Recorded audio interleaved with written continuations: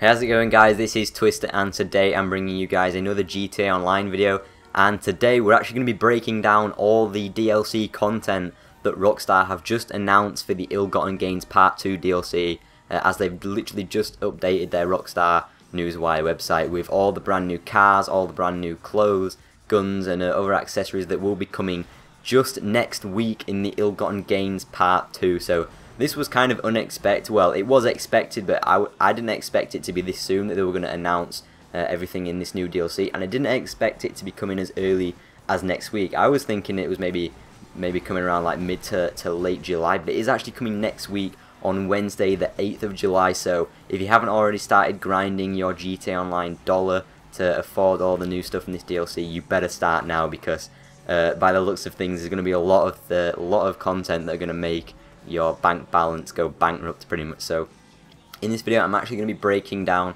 all the content that Rockstar have showcased in this Rockstar Newswire post, and all the content that will be featuring in the Ill-Gotten Gains Part 2 DLC. So let's start it off with the cars. As you guys know me, the cars are the things that I look most forward to, and they're the stuff that I always do the fully upgraded videos on when the DLC drops, so that's what you guys can expect from me.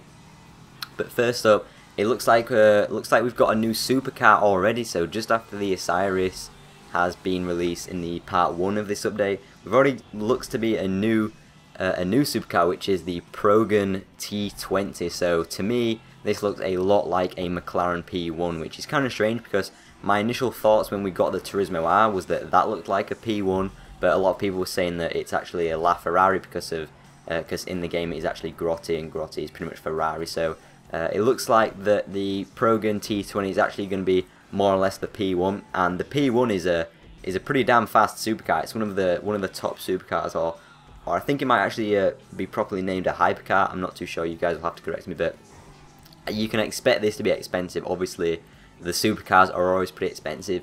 I'm not sure if it's going to be as expensive as the Osiris. I think you can still expect it to be in the range of $1 to $2 million in game. You know, just because.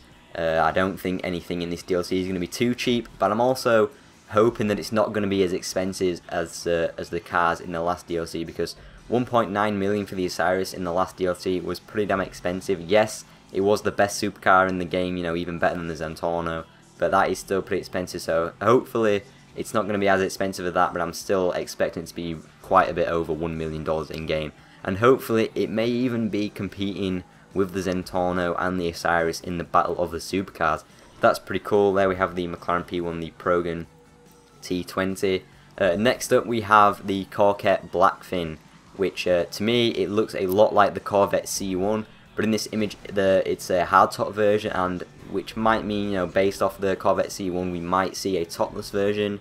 You guys never know. Hopefully, I would like to see a topless version of this Coquette BlackFin to really be based off the Corvette C1. But as you can see, it pretty much looks like a sports classic. I don't think it will be challenging the top spots in the sports classic, certainly not after the Sterling GT came in and just demolished everything. But we might see it just be like a really fast, nippy little agile car, but maybe not to the extent of the Sterling. I don't know, we'll just have to see. And it looks like a really nice car, you know, like really nice for looks, just like the Sterling GT was. Really nice for looks, really nice for show. It might have some cool accessories, but I just think overall it's going to be like a clean sports classic with not too much flashy options to it. And you guys never know. And in terms of pricing, like I said, it might not be as expensive as the Sterling GT. I think the Sterling GT was just under 1 million. So the actual Coquette BlackFin might be in similar price, in between like the 600,000 to the 1 million range. May even be also more than 1 million. You just never know. You can expect these to be quite expensive just because of how expensive the other cars in the DLC were. So there's the Coquette BlackFin. Looks quite nice based off the Corvette C1.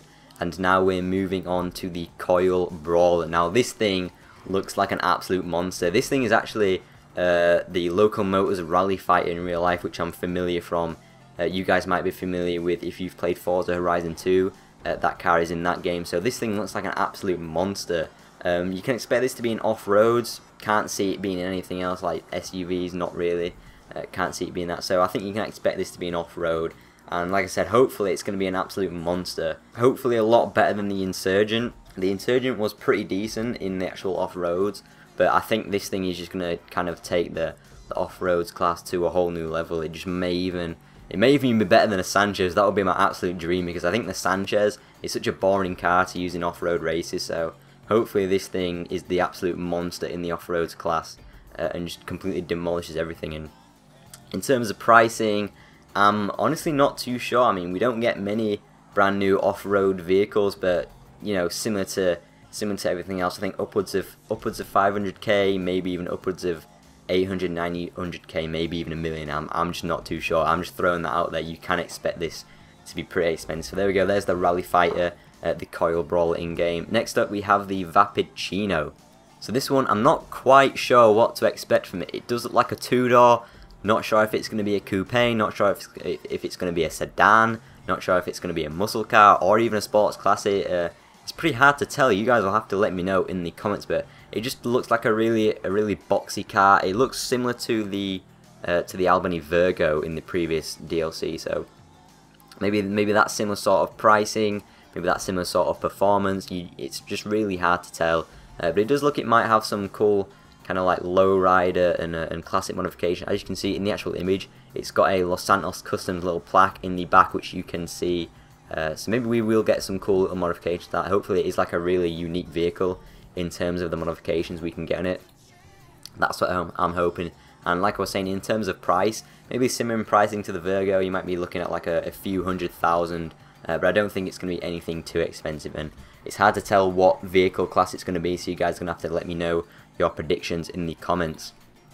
Finally, we have a brand new bike, and at first I was a bit underwhelmed by this bike. It's called the Dinka Vindicator, and to me it looks a lot like the Dinka Thrust. Maybe it's got, you know, maybe it's a bit better in terms of performance. Hopefully it's a lot better in terms of handling, because the bikes where you're kind of sat further back with your legs out in front, those bikes do not handle well in game at all. So hopefully this bike is different. Hopefully this bike is like kind of like the first bike with that kind of style to be really good in terms of handling. So I don't know, we'll have to wait and see. Again, in terms of pricing, maybe a few $100,000, just throwing that out there as well. Maybe quite expensive, it's just hard to say.